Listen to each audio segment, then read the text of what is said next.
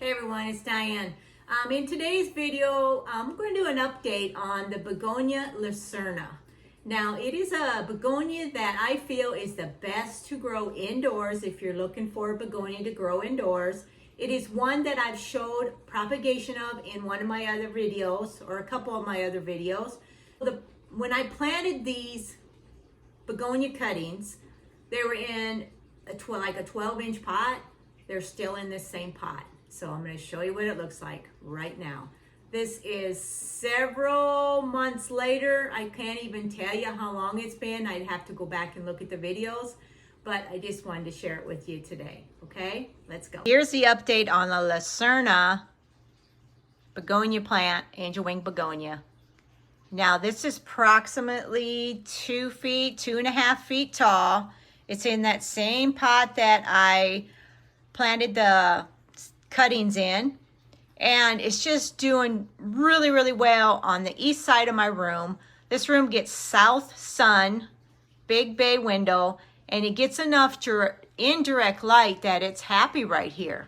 I water it once a week and fertilize it maybe every couple with some soluble fertilizer, and it is extremely happy.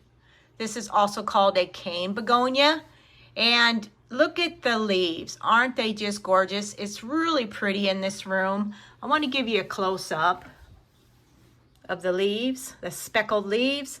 Underside of the leaves is a little reddish in color.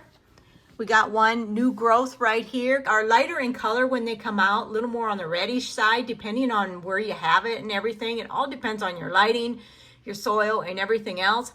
But it will turn this darker green as it ages. So as you can see, it's getting taller. So if I wanted to propagate this, I would snip it right below where the leaves are coming out here. See this? Snip it right below, and then I would place it right in water. They root really well in water, and it is something that if you're looking at an easy begonia to grow, this one might be one that you might be interested in. But let's look inside here. Let's see how it's doing. Sometimes I tie it together because they get a little heavy, and this just kind of helps support them a little bit. You're going to find out, like, if these get a little dry, the leaves are going to be pale, turn kind of yellow, and then fall off. But I haven't had that problem right here in this situation. They love it right here in this area.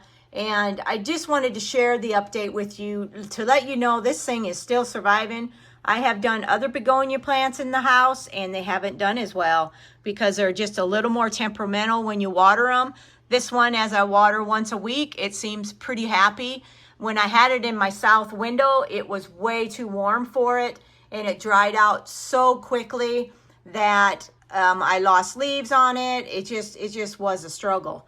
But here in this indirect light, it's just doing beautifully. At a distance, what it looks like, it's really pretty, isn't it? It does get some smaller reddish pink flowers, but that to me is okay. But I just love foliage plants, and I think that this adds a lot of color in my home, and I'm pleased to be able to grow a begonia plant easily in my home. So there's the update. It's just a begonia plant that I wanted to share with you if you're looking for one that's pretty easy to grow in your home. This one would be the one for you.